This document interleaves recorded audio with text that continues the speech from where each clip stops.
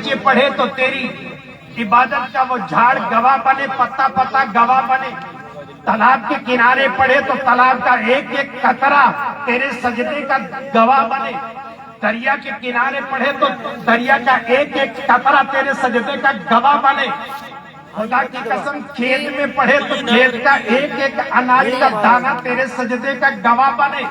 अरे एक तू सजदा करे सारी दुनिया तेरी गवाह, फरिश्ते तेरे सजदे के गवाह, जिसने देखा वो गवाह, वुजू के कतरे तेरे सजदे के गवाह, आसमान तेरे सजदे का गवाह। जिस गौसे आजम ने 40 साल तक इबादत की है, जमाना ये कहता है सारी दुनिया उनके सजदे की गवाह है। वरना हम अपने दादा को भूल जाते हैं, बरसी भूल जाते हैं, 1 साल के बाद में कब्रिस्तान जाना भूल जाते हैं, सब भूल जाते हैं, तारीख भूल जाते हैं। मगर वहाँ गौसे आजम तुम्हारी तारीख को दुनिया ने नहीं भूला, 11वीं को दुनिया नहीं भूली। वजह क्या है? वजह यही है, अल्लाह जिसे चाहता है उसकी चर्चा का पूरी दुनिया में डंका बजा देता है। सुभान अल्लाह, नारे तकबीर, नारे रिसालत, जश्न गौसे आज़म, जश्न 11वीं शरीफ, उलमाए अहले सुन्नत। सुभान अल्लाह। इसीलिए खुदा की कसम इमाम इश्क व मोहब्बत आला हज़रत बारगाह गौसियत में जब पहुंचने की कोशिश करते हैं, सहारा किसका लेते हैं? कुत्ते का सहारा लेते हैं। अर्ज करते हैं मौला मेरी हिम्मत नहीं होती कि आपके दरवाजे तक पहुंचूं, आपकी चौखट में घुस जाऊं, आप तक पहुंचूं, बस यही तमन्ना है। तो जिसे डर से सग और सग से है मुझको निस्बत, तो जिसे डर से सग और सग से है मुझको निस्बत, मेरे गले में भी है दूर का पत्ता तेरा। सुभान अल्लाह।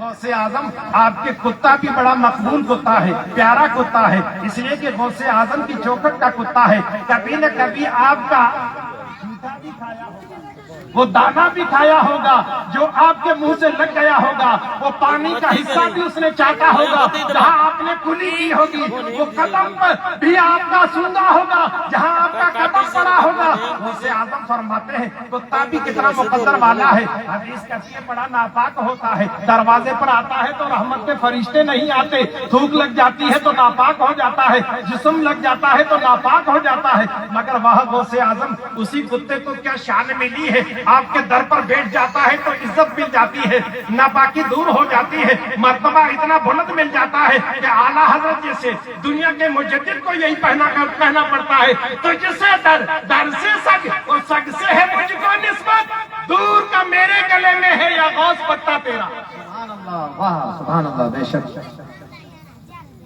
और सुनो शायद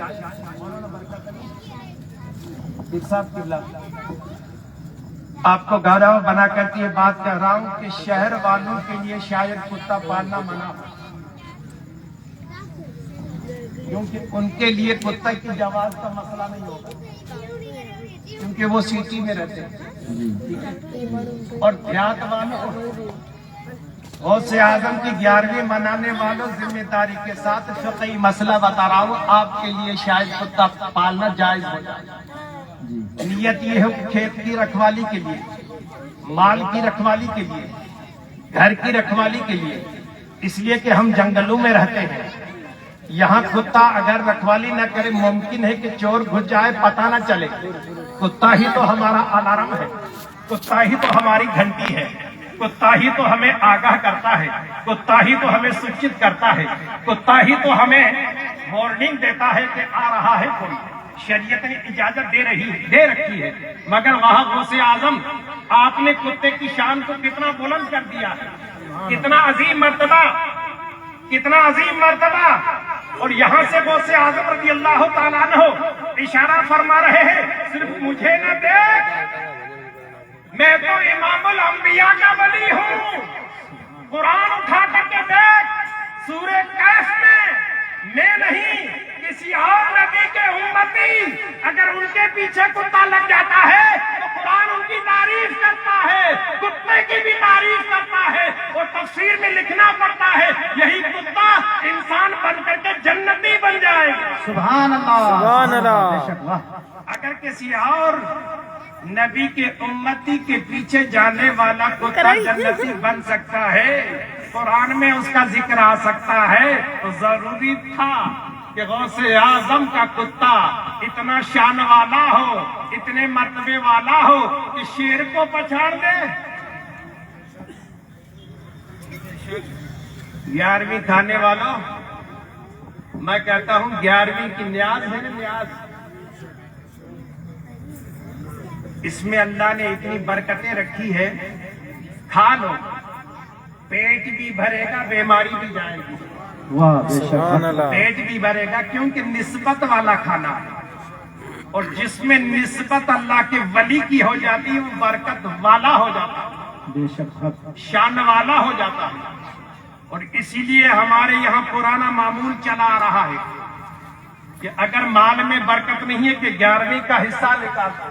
और मेरा खुद का आजमूदा अमल है, मैं खुद कहीं अमेरिका से नहीं, यूपी से नहीं, बिहार से नहीं, महाराष्ट्र से नहीं, आपके इलाके का जैसलमेर का हूँ। मेरे इलाके का, हमारे यहाँ का मामूल है कि आज की तारीख तो बड़ी मुतबर्रक तारीख है, क्योंकि गौसे आजम की 11वीं की तारीख है। इसी तारीख से तो 11वीं मशहूर हुई है, मगर यहाँ हमारे यहाँ मामूल है 11वीं का महीना हो या ना हो, मगर चांद की जब 11 तारीख आती है, खुदा की कसम हमारे यहाँ गौसे आजम की न्याज लगती है।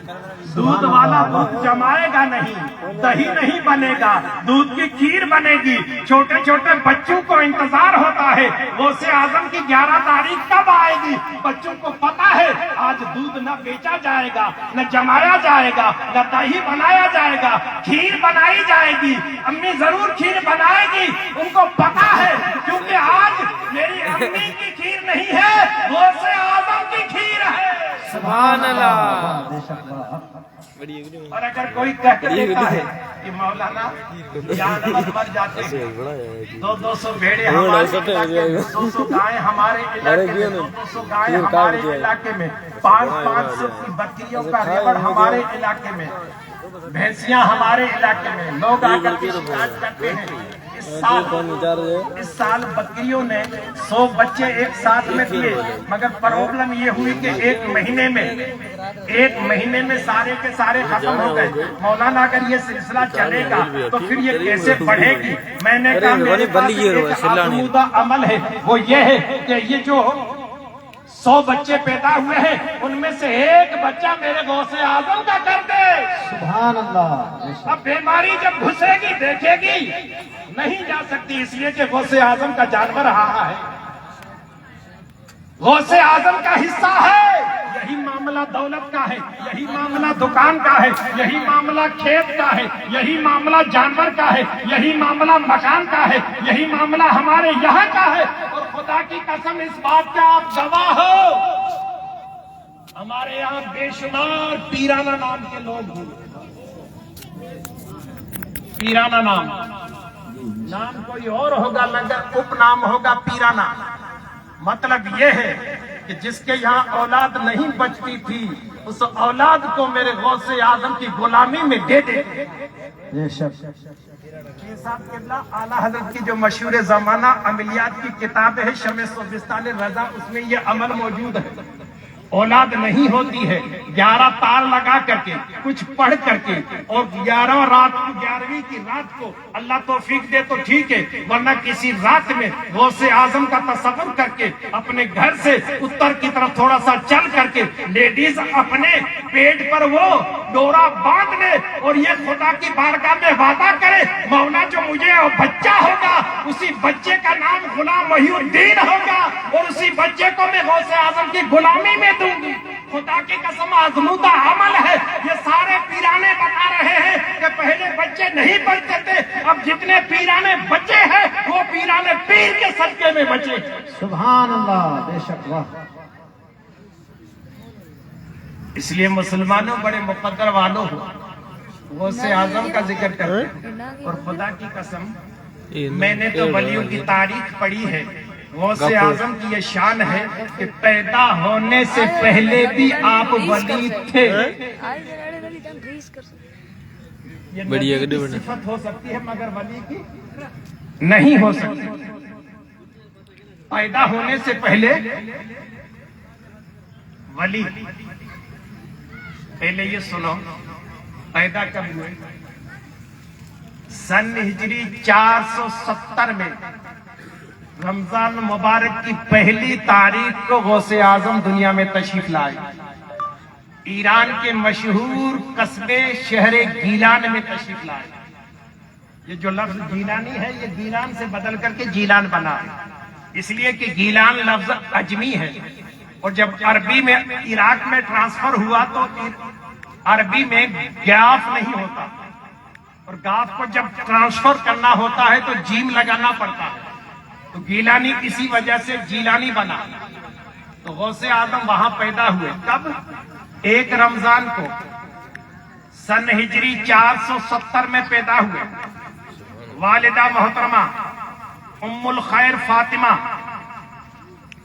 رضی اللہ تعالی عنہا فرماتی ہے کہ عجیب بچہ ہے، رمضان کی پہلی تاریخ ہے، پیدا ہوا، ہر ماں چاہتی ہے کہ کتنی بار ماں کا دودھ بچہ پیے، لاڈ سے اٹھاتی ہے، پیار سے اٹھاتی ہے، سینے سے لگاتی ہے، مگر بچہ اگر دودھ نہیں پیتا تو بڑی فکر مند ہوتی ہے، کہتی ہے کہ یہ دن بھر سلسلہ چلتا رہا، میں پیار کرتی رہی، لاڈ کرتی رہی، چہرے کو چومتی رہی، مگر میرا غوث دودھ نہیں پیتا تھا۔ جو ہی ادھر افطاری کا وقت ہوا، مسجد سے اذان کی آواز آئی، میرے غوث اعظم نے چمٹ کر کے دودھ پینا شروع کر دیا۔ میں نے اللہ کا شکر ادا کیا، یا اللہ بچہ صحیح سلامت ہے، کوئی تکلیف نہیں ہے۔ رات بھر دودھ پیتا رہا، مگر جو ہی سحری کا وقت ہوا دودھ پینا بند کر دیا، اور سحری سے لے کر کے افطاری تک دودھ نہیں پیتا تھا۔ یہ سلسلہ پورے مہینے چلتا رہا۔ ارے میرے غوث اعظم کو کس نے بتایا کہ رمضان کا مہینہ ہے؟ اچھے کھاتے پیتے شرماتے نہیں ہیں، ہم نوجوان شرماتے نہیں ہیں۔